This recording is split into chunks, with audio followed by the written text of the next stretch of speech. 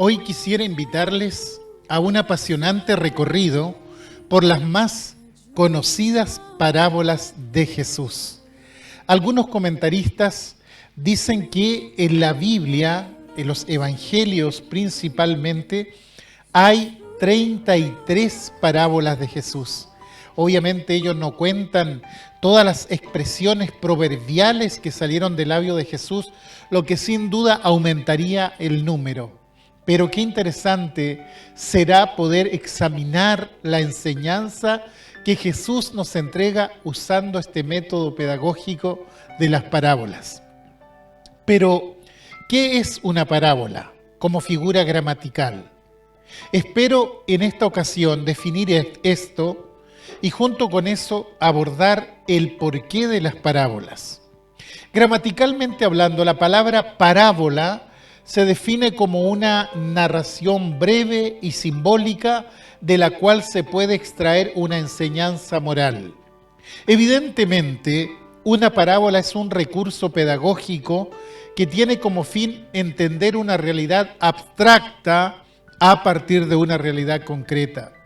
Y como veremos, Jesús usa las parábolas precisamente para dar a entender el reino de Dios y el evangelio de gracia. Cuando leemos los evangelios, nos encontramos con estas maravillosas enseñanzas que Jesús expresa justamente por medio de parábolas. 33 benditas enseñanzas que descorren un velo para poder ver y comprender en alguna medida el reino bendito de Dios. Ahora, viendo esto y conociendo la palabra, podemos decir que claramente Jesús era el rey de las parábolas. Bueno, Él es el rey de reyes, ¿no? Todo lo que hace lo sube al grado máximo de la perfección. Por ende, al profundizar en sus enseñanzas y particularmente en sus parábolas, nos encontramos con una riqueza espiritual que es innegable. Jesús era y es el maestro por excelencia, no solo porque encarna la verdad misma y que su enseñanza es de origen divino, sino porque su estilo de enseñanza es realmente extraordinario. Allí en Mateo capítulo 7, cuando Jesús termina su célebre sermón del monte, en los versos 28 y 29 dice: y cuando terminó Jesús estas palabras, la gente se admiraba de su doctrina. ¿Por qué? Porque les enseñaba como quien tiene autoridad y no como los escribas. Palabras similares a estas podemos encontrar en el Evangelio de Marcos, capítulo 1, versículo 22. ¿Se da cuenta? El Señor Jesús enseñando. No solo tenía un estilo que resultaba sumamente atractivo para quienes escuchaban, de modo que la gente podía estar horas y horas escuchando sus enseñanzas, oyendo sus sermones, sino que además dice que hablaba con autoridad, algo que la gente se daba cuenta que no tenían ni los escribas ni los fariseos, que eran los maestros religiosos de aquel entonces. En el fondo era la gente más preparada académicamente en aquel tiempo. La palabra autoridad en su acepción original está asociada con la palabra poder. Quiere decir que las enseñanzas que Jesús entregaba tenían un respaldo de Dios. Provenían directamente de Dios. No es que Él, como lo hacemos nosotros, haya buscado en algún seminario, alguna enciclopedia, algún diccionario o algún comentario bíblico para poder nutrir su conocimiento. No. Todo lo que Él decía provenía de Él mismo, de su esencia, de su sustancia. Él era la misma fuente y suma de su mensaje. Quiere decir que la enseñanza de Jesús no era frívola, no era algo superficial. Todas sus palabras contaban con el peso de la autoridad y la gente al escucharle se daba cuenta de esto. Quiere decir que la enseñanza de Jesús era una enseñanza exclusiva. Nadie, ni aun los más eminentes teólogos o predicadores, se pueden comparar con él, porque más allá de la dialéctica, él enseñaba con autoridad, con el respaldo y el poder de Dios. Por tanto, nadie puede reclamar una autoridad así. Es interesante la declaración que el mismo Jesús hace sobre sus palabras allí en Juan 12:49, cuando dice: porque yo no he hablado por mi propia cuenta. El Padre que me envió, Él me dio mandamiento de lo que he de decir y de lo que he de hablar. Y en Juan 5:30 dice que sus actos no son de su propia cuenta, porque no busco mi voluntad, sino la voluntad del que me envió, la voluntad del Padre. Y el Salmo 12:6 es ilustrativo cuando dice que las palabras de Jehová son palabras limpias, como plata refinada en horno de tierra, purificada 7 veces. Quiere decir que Jesús y las palabras de Jesús están por sobre las convenciones humanas. Él no hablaba para caerle bien a la gente. Él no se movía por el qué dirán ni por el espectáculo al cual muchos predicadores caen lamentablemente. Todo lo que Jesús decía, lo decía de acuerdo con lo que su Padre le ordenaba, y cada palabra antes de salir de su boca había sido purificada 7 veces. ¿Qué le parece? ¿Se da cuenta cuán diferente es Jesús a nosotros? ¿Por qué? Porque muchas veces nuestras palabras no son más que el resultado de nuestras emociones. A veces hablamos y hablamos movido por las emociones para después arrepentirnos de lo que hemos dicho. Otras veces, dependiendo de quién nos va a escuchar, acomodamos nuestro discurso o nuestras actitudes, pero Jesús no era así. Él no estaba atrapado por esas cosas. Él era y es la imagen misma del Dios invisible. Por eso es tan importante estudiar sus enseñanzas, profundizar en lo que Él nos legó como doctrina, analizar exhaustivamente sus dichos, hacerlo con especial solemnidad. Es por eso que en sus palabras hay una riqueza tremenda. En las parábolas de Jesús hay una sabiduría divina que nos es legada para fortalecer nuestro conocimiento de Dios y la voluntad de Dios para con nosotros. Y por supuesto, la palabra como método de enseñanza ya era conocida en el mundo judío y en el mundo oriental en general. Los rabinos judíos, ellos solían usar este método para dar a conocer sus doctrinas. Los fariseos, por ejemplo, ellos usaban parábolas para ilustrar el significado de la ley de Moisés. Pero a diferencia de los rabinos y fariseos, Jesús hizo uso de las parábolas no solo para explicar la ley y los profetas del Antiguo Testamento, sino para dar a conocer su revelación, la revelación de vida que Él trajo desde el cielo mismo al mundo. Y esto era algo desconocido hasta ese momento. Es notable la diferencia entre la enseñanza de Jesús y la enseñanza rabínica de su tiempo. Hay una importante diferencia en cuanto al uso que se le daba a las parábolas como recurso pedagógico. Su contenido y esencia eran diferentes. Ahora, como dijimos al comienzo, los evangelios, es decir, Mateo, Marcos, Lucas y Juan, están llenos de parábolas de Jesús. Prácticamente allí están todo lo que el Señor enseñó usando este método de enseñanza, lo que indica la importancia que Jesús le daba a las parábolas. Era la forma de revelar la verdad de Dios, Es decir, dejar a la vista algo que estaba velado, y para ello tomaba una figura conocida por todos, y a partir de esa figura entonces transmitía la verdad espiritual y eterna. Ahora, si bien los evangelios contienen registro de estas parábolas, llama la atención que en el resto del Nuevo Testamento no encontremos ninguna de ellas, solo en los evangelios. Y no quiero aventurar ninguna razón, pero es probable que los apóstoles estimaran que la base de la fe y la doctrina ya habían sido puestas por Jesús, de modo que lo que les competía a ellos era simplemente edificar a partir de ese fundamento. Ahora, si vamos al Antiguo Testamento, ahí sí encontramos parábolas.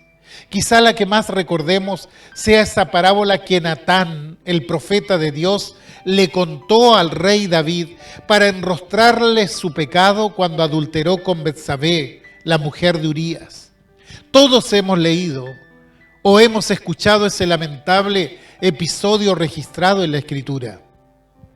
El Señor le dio orden a su siervo Natán que vaya y amoneste a David sobre el pecado cometido.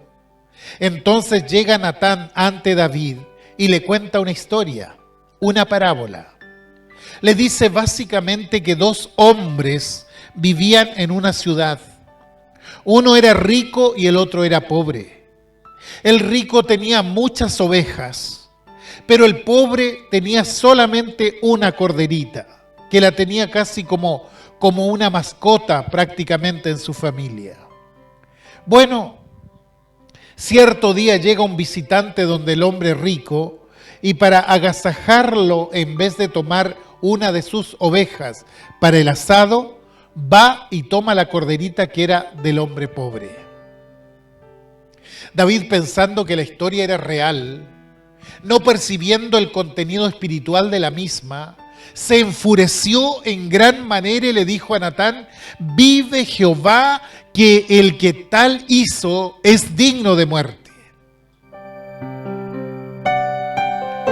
Natán lo mira y le dice: tú eres ese hombre. Porque David había mandado a dar muerte a Urías para quedarse con su mujer por esposa. Entonces David, con espíritu muy atribulado, baja la cabeza y dice: sí, pequé contra el Señor. Y menciono este caso porque Natán llegó a David con una palabra de amonestación, una palabra dura.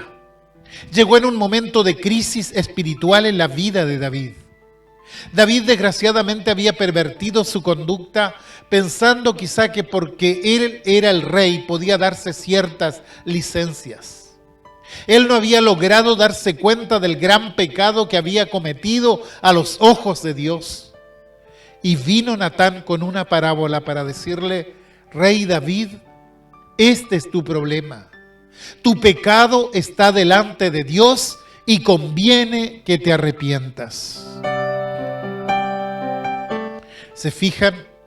A veces pensamos que las parábolas son cuentitos lúdicos, como para entretener a los niñitos en la escuela dominical. Pero cuando penetramos en ellas, ojalá tengamos la sensibilidad de David para darnos cuenta de cuántas cosas hemos de cambiar en nuestra vida y cuán horrible es el pecado delante de la santidad de Dios. La palabra parábola es la conjunción de dos palabras griegas, para y volá. El prefijo para solemos usarlo nosotros para decir que algo o alguien está junto a otra cosa. Por ejemplo, en español usamos palabras como para docente, para decir o mencionar a la persona que trabaja junto al docente o al profesor. También decimos para médico, para indicar a la persona que trabaja junto al médico. Para militar, el que está junto al militar o a lo militar. Y luego tenemos la palabra volá, que quiere decir lanzar o tirar algo. Por lo que al desglosar la conjunción, tenemos que la palabra parábola significa algo como significa algo que se lanza al lado de otra cosa. Y hemos podido ver cómo este recurso pedagógico Jesús lo utiliza constantemente en su propósito de enseñanza, de adoctrinamiento. Por ejemplo, está enseñando un concepto importante acerca de la fe y con el propósito de aclarar dicha enseñanza, el significado de lo que está diciendo, Él lanza la parábola al lado de la enseñanza a fin de ilustrar, de aclarar la verdad que está entregando. Como decía, para explicar una verdad desconocida, partiendo justamente de una verdad conocida por quienes le escuchaban. La ilustración por lo general la usamos para aclarar la enseñanza, ¿no? Para aumentar la capacidad de comprensión de las personas a quienes le estamos hablando, con quienes estamos compartiendo la enseñanza. Y por cierto que hay un elemento de eso en el uso de parábolas por parte de Jesús. Sin embargo, hay otro elemento, un elemento que podríamos decir es algo misterioso, que incluso podría molestar o incomodar a ciertas personas. Y esto podemos notarlo claramente allí en Mateo 13, versículo 9, cuando al terminar Jesús la parábola del sembrador, Él dice: si alguno tiene oídos para oír, oiga. Pensemos en esto. ¿Por qué un orador, un predicador diría tal cosa después de contar una historia? Aparentemente no tiene lógica. Claro, porque uno da por hecho que cuando dice algo o cuando predica la palabra, las personas están escuchando porque tienen oídos. Quizá pudiese haber alguna excepción de alguien que tenga problemas de audición, pero la gran mayoría de los que asisten a una iglesia son perfectamente capaces de escuchar el sermón. Sin embargo, Jesús termina su enseñanza y al igual que en las 7 cartas de Apocalipsis que estuvimos viendo anteriormente, Él termina diciendo: si alguno tiene oídos para oír, oiga. ¿Por qué? ¿Cuál es la razón? La explicación obvia es que Jesús no estaba refiriéndose a una simple respuesta a un impacto sonoro en el nervio auditivo. Él no se refiere necesariamente a los sonidos audibles, sino que se refiere a la capacidad de comprender la enseñanza y aceptarla como desafío espiritual para la vida. Y claro, es pertinente decirlo en este momento. Hay personas que escuchan una predicación, que escuchan un mensaje bíblico, pero hacen caso omiso a lo que escuchan. Bueno, es justamente lo que no debe pasarnos cuando oímos el mensaje de Jesucristo. La palabra de Dios no solo hemos de escucharla, sino que hemos de comprometernos con ella. Por eso el Señor dice: el que tiene oído, úselo para oír la enseñanza de Dios. Porque en la lengua griega, que es el idioma en que se escribió el Nuevo Testamento, hay una relación muy estrecha entre la palabra oír y la palabra obedecer. Fíjese que ambas palabras tienen la misma raíz. Si alguien oye pero no obedece, es como si no estuviera oyendo.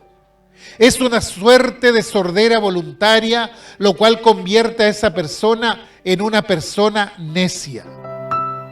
Claro, porque ¿de qué sirve escuchar un sermón que luego no va a tener ningún impacto en mi vida? Simplemente me acarreo más condenación porque no podré arguir diciendo: yo no lo sabía o nadie me dijo estas cosas. Bueno, Jesús sabía que había gente que escuchaba la palabra, pero no le prestaba atención. Dicha enseñanza no lograba perforar su entendimiento y por ende no lograba perforar su corazón. Y por eso hace este llamado tan solemne, porque hay quienes escuchan y oyen, aunque parezca redundante, y hay quienes escuchan pero no oyen. Es decir, no entienden o lo que es peor, no quieren entender. Fíjense en lo que ocurre en Marcos 4, donde Jesús narra la parábola del sembrador. Termina con las palabras: si alguno tiene oídos para oír, oiga. Pasaron las horas y al estar a solas con los 12, ellos le preguntaron sobre la parábola. Estoy allí en Marcos 4, versos 11 y 12. A vosotros, les dice Jesús, a vosotros os es dado saber el misterio del reino de Dios, más a los que están fuera por parábolas todas las cosas, para que viendo vean y no perciban, y oyendo oigan y no entiendan, para que no se conviertan y les sean perdonados los pecados. Por favor, fíjese en esto. Personalmente me resulta demasiado interesante lo que dicen estas palabras. Dice que Jesús habló en parábolas para que la gente viendo vean, pero no perciban, y oyendo oigan, pero no entiendan. ¿No les parece un poco extraño todo esto a usted? ¿Cómo se entiende que las parábolas sean dichas para que viendo no perciban y oyendo no entiendan y en consecuencia no se conviertan y les sean perdonados los pecados? Ciertamente resulta muy confuso todo esto, porque uno espera que la parábola sea un elemento de aclaración de la enseñanza, no de ocultación. Entonces lo que tenemos aquí aparentemente es una contradicción. ¿Por qué Jesús dice esto? Lo primero que diremos es que no es que la parábola sea un elemento de ocultación de la verdad. Si fuera así nos resultaría muy extraño una cosa así. ¿Qué es lo que pasa? Que lamentablemente hay personas que pueden escuchar la enseñanza y aún así no entienden, porque sus mentes están tan embotadas que no pueden sacar la conclusión espiritual detrás de la figura, o porque simplemente no les interesa ese tipo de cosas. Estas parábolas en rigor tienen oídos, estas personas en rigor tienen oídos, pero no oyen. ¿Por qué? Porque simplemente no les interesa oír la palabra de Dios. Porque para ellos la palabra de Dios es locura. ¿Por qué? Porque la palabra se debe discernir espiritualmente ante todo y ellos no tienen esa capacidad. Su corazón está endurecido. Y bueno, para ellos la parábola, que para nosotros, los que creemos, es un elemento de aclaración, para ellos simplemente es un elemento de ocultación. Porque no les interesa ir más allá. Porque no tienen interés en profundizar un poco más en la santa enseñanza de Dios. Lo que el Señor quiere decir simplemente es que la parábola aclara a quienes están prestos a oír y a aprender. Los que tienen hambre y tienen sed de justicia. Por tanto, quieren saber para aplicar la enseñanza en sus vidas. Pero por otro lado, es un elemento que oscurece el entendimiento de aquellos que no les interesan las cosas espirituales. Ellos quedan fuera de la comprensión del misterio del reino de Dios. Quiere decir que Jesús viene no solo a instruir a las personas para que entiendan el reino de Dios, para que comprendan el evangelio, o sea, a quienes tienen oído para oír, sino que viene también en forma de juicio para aquellos que no quieren oír la verdad. Quiere decir que una misma verdad bíblica puede ser de enorme bendición para algunos, pero de pesar y de juicio para otros. Todo va a depender de cómo nos acerquemos a ella. Y continúa Jesús diciendo a sus discípulos, allí en Marcos 13, estoy desde el verso 14 en adelante. Dice, de manera que se cumple en ellos la profecía de Isaías que dijo, de oído oiréis y no entenderéis, y viendo veréis y no percibiréis, porque el corazón de este pueblo se ha engrosado, y con los oídos oyen pesadamente, y han cerrado sus ojos, para que no vean con los ojos, y oigan con los oídos, y con el corazón entiendan, y se conviertan, y yo los sane. Dios quiera que a ninguno de nosotros se les aplique esta palabra en este día. Esperamos que el Señor nos diga lo que a sus discípulos cuando les dice, ustedes son bienaventurados. Bienaventurados vuestros ojos, porque ven. Bienaventurados vuestros oídos, porque oyen. Porque de cierto os digo que muchos profetas y justos desearon ver lo que veis y no lo vieron, y oír lo que oís y no lo oyeron. Que Dios aperciba a su pueblo en esta hora. Que nuestros ojos vean y nuestros oídos oigan las grandes enseñanzas de Dios por medio de Cristo Jesús.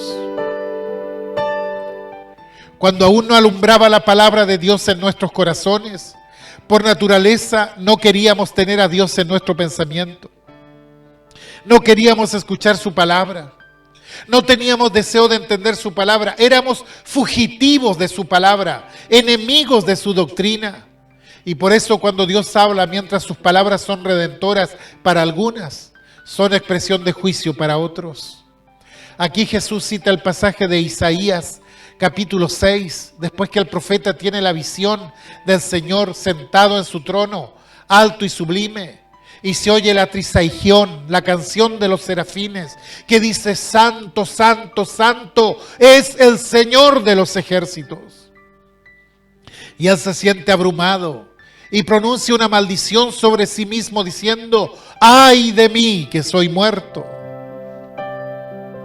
Y entonces Dios instruye a los serafines para que tomen un carbón encendido del altar y sellen los labios del profeta, mientras él está temblando ante la santidad de Dios en profunda angustia, horror y terror, quebrantado bajo una convicción terrible de pecado.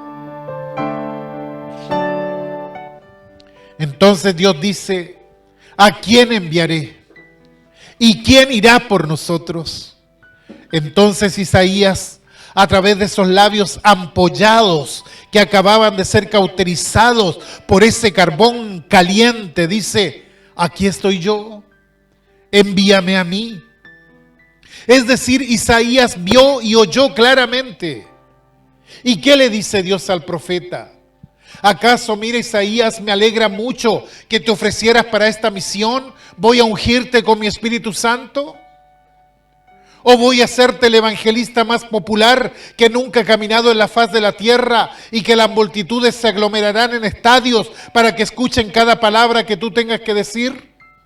¿Fue eso lo que le dijo el Señor? No. Dios le dijo: Isaías, anda y di a este pueblo: oíd bien y no entendáis. Ved por cierto, mas no comprendáis. Engruesa el corazón de este pueblo y agrava sus oídos y ciega sus ojos, para que no vea con sus ojos, ni oiga con sus oídos, ni su corazón entienda, ni se convierta y haya para él sanidad. En otras palabras, Dios le dice: amado Isaías, te encargo que cierres los ojos de este pueblo, que tapes los oídos de esta gente, que sus corazones sean endurecidos para que no se arrepientan y sean sanados. En otras palabras, el Señor le dice: Isaías, tu misión es ser mi instrumento simplemente de juicio. Y le da una especie de justicia poética diciendo: estas personas no quieren oír mi palabra, entonces voy a entregarlos a su antipatía a mi palabra. Y no van a tener la capacidad de escuchar mi palabra. Como no quieren mirarme, voy a cerrar sus ojos y voy a engrosar, voy a endurecer sus corazones para que no escuchen la buena noticia y se conviertan. Y cuando Isaías escuchó los términos de su vocación, él gritó en angustia y dice: Señor, ¿hasta cuándo? ¿Hasta cuándo voy a predicar a un pueblo que no quiere oír? Y Dios le respondió: hasta que las ciudades estén asoladas y sin morador, y no haya hombre en las casas, y la tierra esté hecha un desierto. Y si quedare aún en ella la 10ª parte, ésta volverá a ser destruida. Pero como el roble y la encina, que al ser cortado aún queda el tronco, así será el tronco, una simiente santa. ¿Qué es lo que está diciendo el Señor? El Señor está diciendo: mira, he mantenido para mí un remanente de mi pueblo que oirá lo que dices, que recibirá oídos para oír. que ese tocón ardiente se convertirá en una semilla santa. Gloria al Señor. Fíjese que hay una palabra muy interesante en el Nuevo Testamento que se utiliza y que realmente describe la entrada de Jesús en el mundo. Y es la palabra crisis. Bueno, nosotros también la usamos en español, pero su acepción original es juicio. Y la mayor crisis en el mundo jamás experimentada fue el advenimiento de Jesús. Nació en pesebre y entregó su vida en cruz, para que todo aquel que en él cree no se pierda, mas tenga vida eterna. Lamentablemente, muchos no han querido creer. Muchos le han rechazado. No han comprendido la palabra del Señor, a pesar de que la entregó de un modo tan comprensible que aún un niño pudiese entenderla. Y esa es la gran crisis del mundo. La gran crisis del mundo no es política, ni es económica, ni es social. Es espiritual. Dice Mateo 10, 34 al 36, que Jesús vino para morir para ascenso y caída de muchos. Dice, no crean que he venido a traer paz a la tierra. No vine a traer paz, sino espada. Porque he venido a poner en conflicto al hombre contra su padre, a la hija contra su madre, a la nuera contra su suegra. Los enemigos de cada cual serán los de su propia familia. Quiere decir que la incredulidad, el desprecio a su llamado, se constituye en una verdadera piedra de tropiezo. Sin embargo, para los que le aman a Él es aroma de salvación. Mas para quienes se le oponen, Él es motivo de condenación. Quizá alguno se preguntará, ¿y qué tiene que ver esto con lo de las parábolas? Mucho, pues. Porque fue el método pedagógico por excelencia del Señor. Él aclaró mediante ellas las profundidades de su reino eterno, pero muchos no quisieron entender. O simplemente no quisieron creer. Despreciaron la oferta del Evangelio de salvación. Después que Jesús hablaba en parábolas, solía llamar a sus discípulos aparte y les decía, a ustedes les es dado el saber el misterio del reino de Dios. Finalmente, cuando examinemos las parábolas, podremos ver que Jesús abordó diferentes temas por medio de ellas. Pero uno de los temas más comunes de las parábolas es el tema del evangelio del reino de Dios. Y el término evangélico se puede utilizar de tres formas diferentes en la Biblia. Primeramente, como lo dice Jesús, lo define Juan el Bautista, cuando hablan de las buenas nuevas del reino de Dios. Ese es el evangelio. En segundo lugar, se refiere a los libros que hablan acerca de Jesús, su vida y su ministerio. Mateo, Marcos, Lucas y Juan. Luego, en las epístolas de Pablo especialmente, se habla del evangelio de nuestro Señor Jesucristo, refiriéndose a su persona y a su obra. Pero esto proviene del anuncio inicial de la buena nueva, del anuncio hecho por Juan el Bautista y el anuncio de Jesús sobre la importancia que tiene el reino de Dios. Y es así como una y otra vez, a través de sus parábolas, Jesús va a decir, el reino de Dios o el reino de los cielos es igual o semejante a esto. Es decir, va a tratar de explicar en los términos más comprensibles posibles qué es el reino de Dios y cómo un pecador condenado puede entrar en él. Qué lamentable que todo esto siga velado para tantos el día de hoy. Gente que escucha, pero no oye. Por otro lado, cuán bienaventurados somos nosotros que podemos decir que pertenecemos a este reino glorioso por gracia y misericordia de Dios. Seguiremos con estos temas, hablando acerca de las parábolas, si el Señor lo permite, en los programas siguientes. Viendo algunas de las parábolas que el Señor Jesús nos dejó para mayor comprensión, para mejor aclaración de su bendito mensaje, para que nosotros que podemos oír y entender, crezcamos en nuestra experiencia de fe y para que los podamos transmitir también a aquellos que aún quizás están sordos espiritualmente hablando. ¿Quién sabe? Puedan entender, puedan escuchar, se conviertan y se salven.